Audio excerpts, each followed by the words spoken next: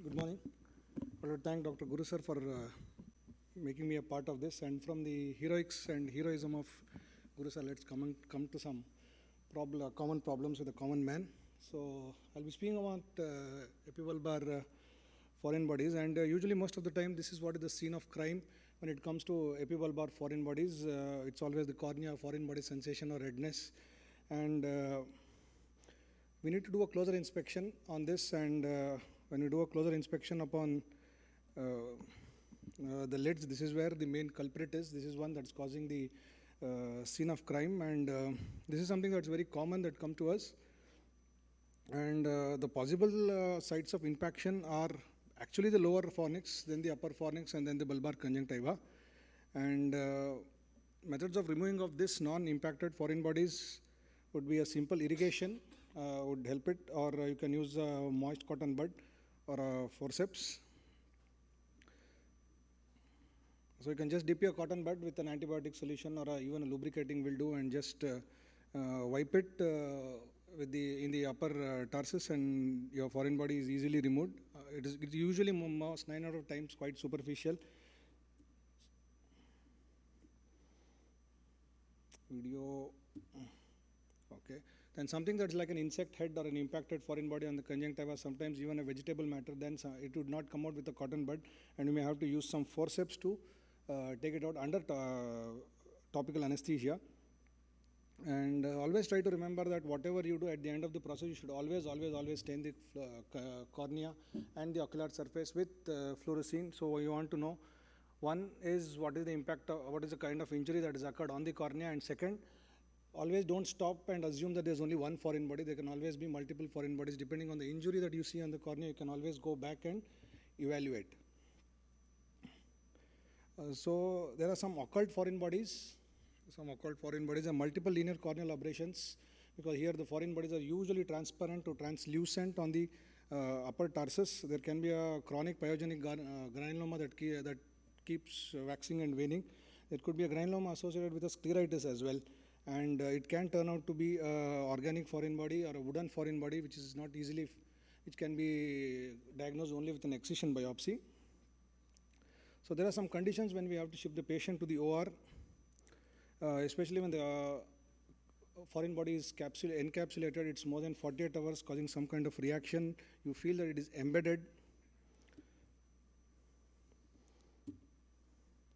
Yeah, that is when you have to take it in an OR with a subconjunctival injection. You can just do a simple excision followed by conjunctival suturing.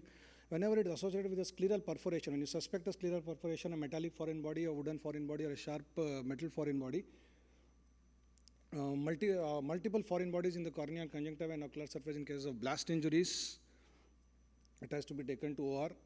Though you cannot take out everything, but at least whatever is superficial and try to pricking has to be taken out.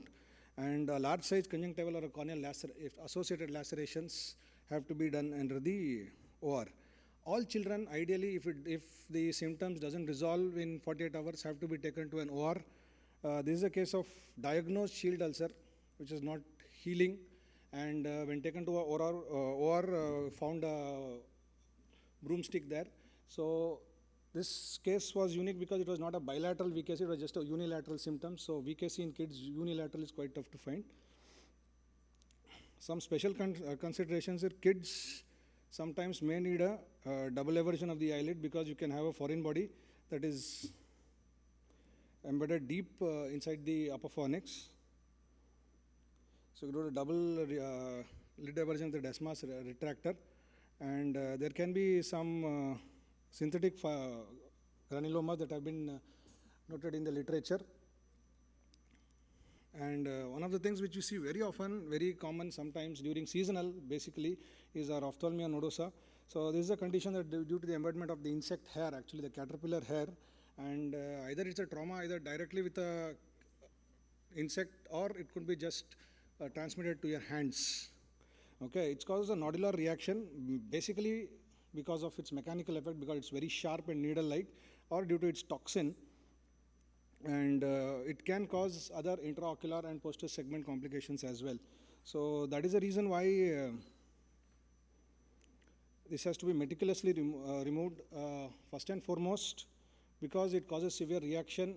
There are many times you may not be able to appreciate the foreign body, so you have to give a course of topical steroids and oral anti-inflammatory to reduce the chemosis, to reduce the edema, and then these friable structures can be removed. It has to be done over multiple settings, ideally 24 hours to 48 hours of repeated evaluation of the patient.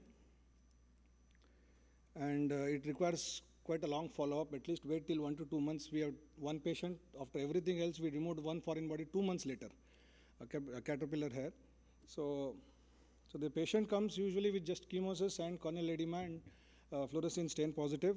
And this is where you have to go to the OR, especially for the upper lid, where you have to pick these. This is post-steroid treatment. Once the chemosis comes down, then you can pull these small pinhead-like lesions that appear dark on the surface, but they are quite deep inside the conjunctiva. This requires multiple sittings.